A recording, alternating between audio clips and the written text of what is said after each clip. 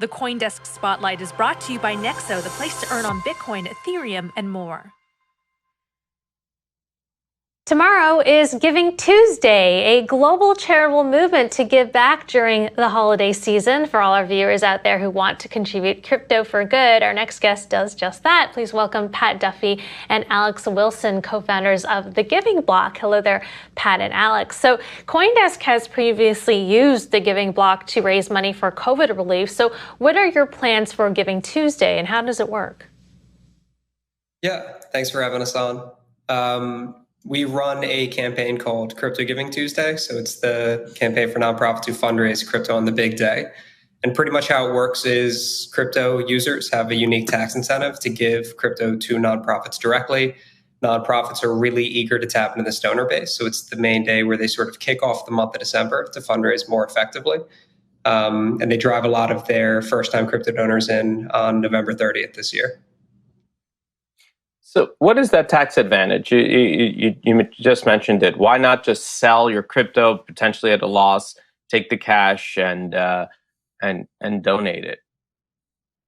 Yeah, the tax benefit is really similar to donating stocks. So for the donor, that means if you're donating crypto instead of cash, you don't have to pay capital gains taxes on that crypto. And you also get a fair market value deduction at the current value of whatever the donated crypto is worth. So for a lot of people, that could be worth 20 or 30% more.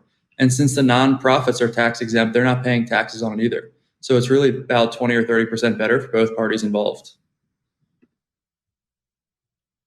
With crypto prices soaring, has there been also an increase in giving? Is there any correlation between sort of this bull market and the amount of charitable activity happening in the crypto market? Yeah, the volatility in general is good for crypto giving. Going up a lot is good for it. People get these big gains, they exit their positions, then they have capital gains burdens to offset with a charitable gift. And then also sometimes you see a bit of a dip in the market. And as people start thinking maybe it's not going to go up permanently forever, every day for the rest of their lives, they start harvesting losses or they'll just start selling out of a position. We see big surges then. So the volatility of the crypto market is a big driver of all of the upward movement we're seeing in crypto giving. We're on pace for us as a platform to do a little over $100 million in crypto donations this year. And Alex, what were some of your charitable goals and who are some of your biggest donors?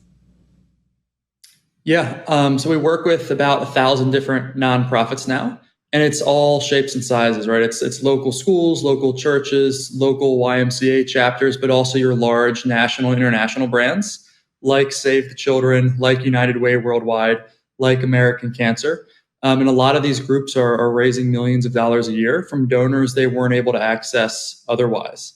Mostly it's individuals donating, but we're seeing a lot more corporate giving too. We recently rolled out a corporate philanthropy program. Because a lot of companies are looking to, give back to the community and support nonprofits that support crypto, essentially. Which nonprofit has been the biggest recipient of crypto on the Giving Block, and who manages the wallets? Yeah, in terms of nonprofits fundraising, there's a bit of a split. There are certain partners we work with that are more institutional. You can think of like donor advised funds. The biggest donor advised fund that we work with is on pace to do about $500 million this year. That's separate than charities crowdfunding. In terms of charities crowdfunding, low 8 figures is kind of the high watermark that we've hit so far, but we think that's going to continue to rise. And then in terms of the wallets themselves, they're institutional exchange accounts connected to the nonprofit that allows the donor to get the tax incentive and then have that paper trail they can connect back when they go to the IRS and say, hey, I gave to a charity, versus back in the day, charities used to kind of just pop up a wallet and accept a gift. At which point, sometimes it'd be really tough to actually verify that you've given money to a charity and claim that tax incentive that is the main driver behind it.